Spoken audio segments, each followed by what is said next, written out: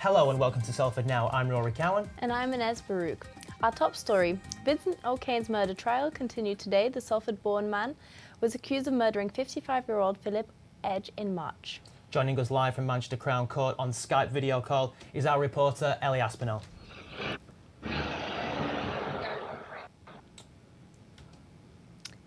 What's your opinion, Ellie?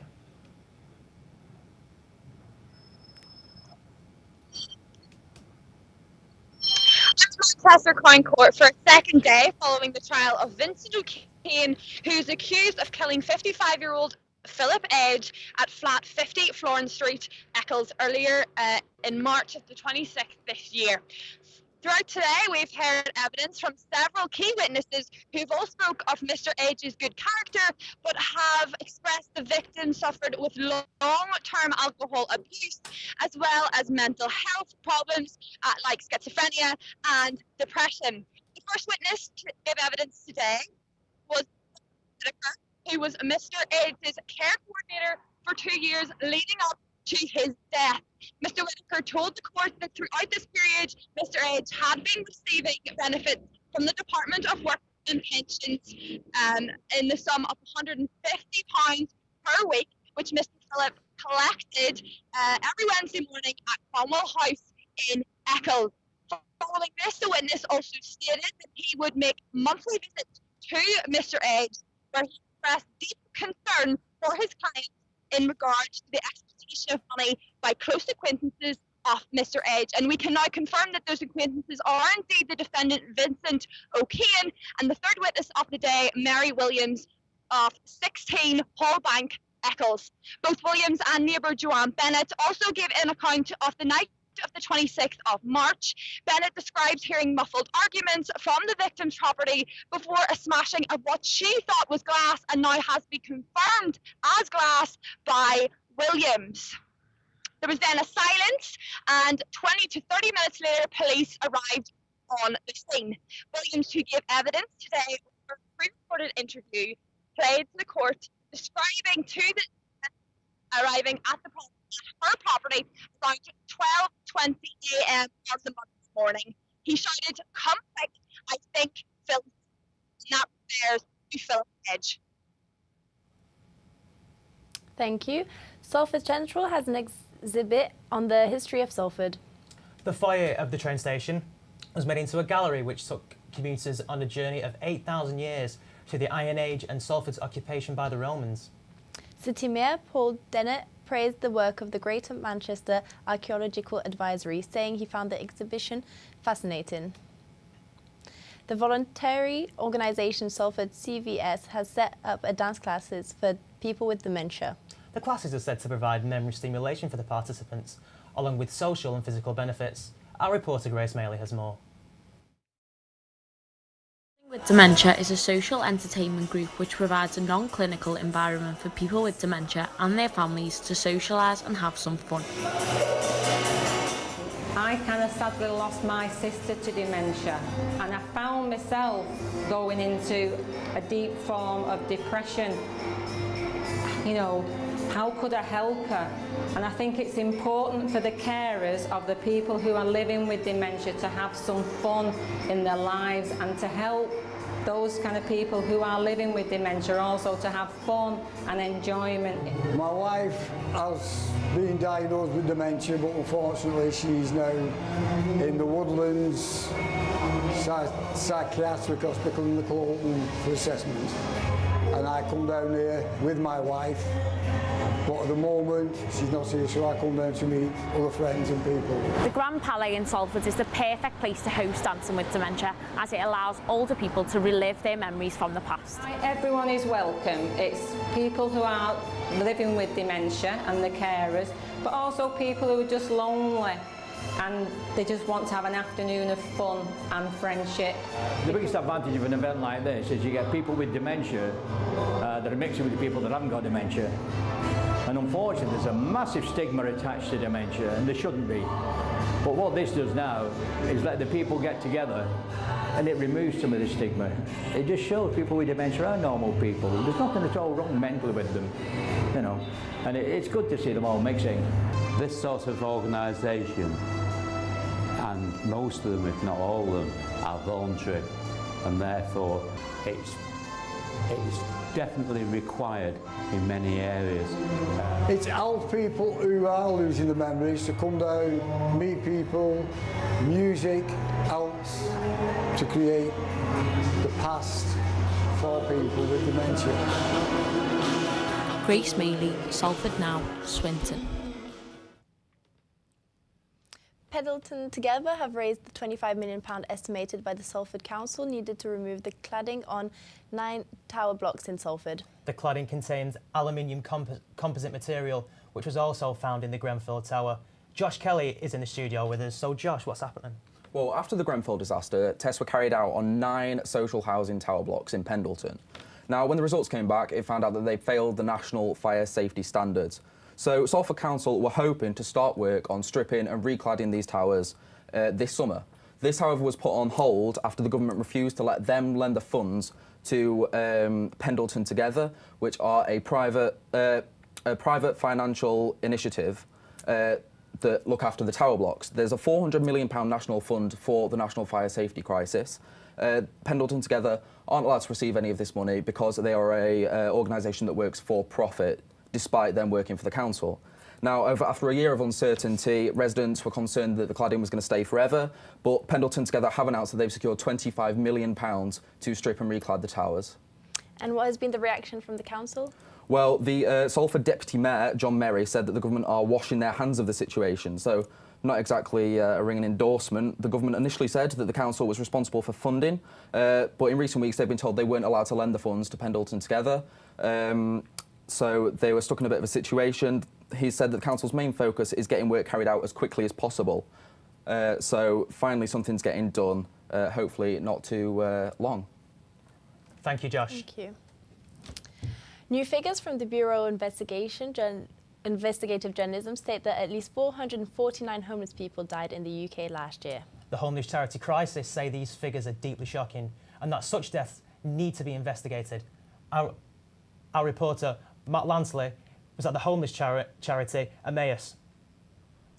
I'm here outside the Emmaus Community Home Store in Salford, where after the release of some statistics by the Bureau of Investigative Journalists yesterday detailed how over 400 homeless people have died in the UK between October the 1st last year and October the 1st this year.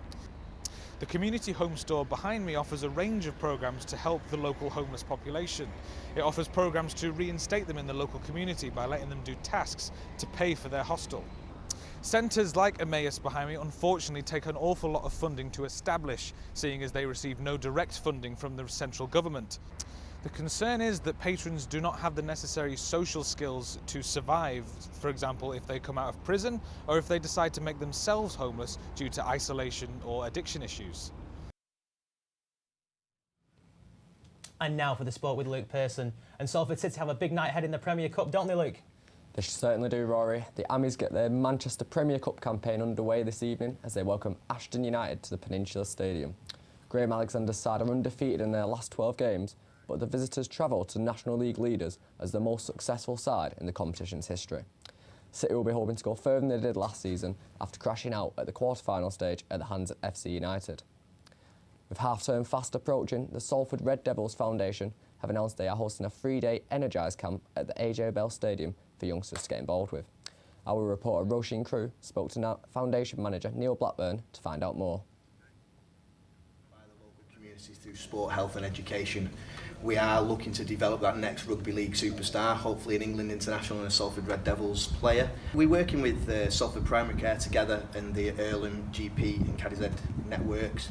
So the kids in this area have been focused, and we're looking to give them the opportunity to work with a professional sports club to do activities that's going to make them healthier, getting them a little bit fitter, and making sure we engage with the families to make sure their lifestyle's much healthier than it has been historically. And this is just an exciting programme that we hope is going to be rolled out further across the city when it's proved to be a success. And the British Weightlifting Regional Youth Series comes to Salford this weekend. Eccles-based Barton Athletic Club, who received £500,000 in 2016 to invest in facilities, will host the event this Saturday. 4 youth categories will compete in the Tier 3 event with hopes of earning eligibility to compete in the Tier 2 Home Nations Championships in the future.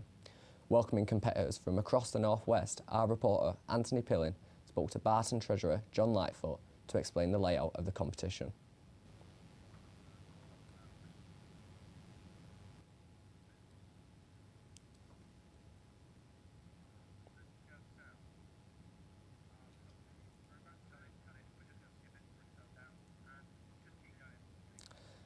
That's all for the sport. Are you much of a weightlifter, Rory? I've had a dabble, Luke. I've had a dabble, but I'm not sure I'd fancy my chances in that.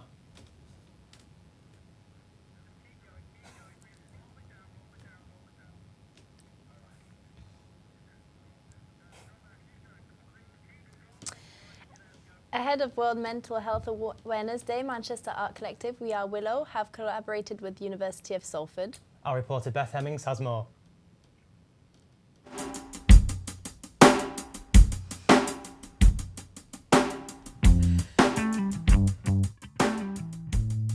Perhaps a different approach to mental health awareness is the collaboration of a brand new album from We the Willow and the University of Salford.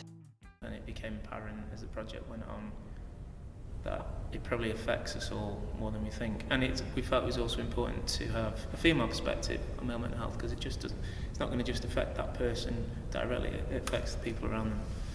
This Wednesday, the album and short films will be released here at the Home Theatre in order to raise awareness for male mental health issues. The album contains a combination of musical works and spoken word poems, mainly voiced by men coping with mental health issues. This is for the ones who aren't really ill. You know me, it's just me. Maybe I'm a bit sad sometimes, yeah.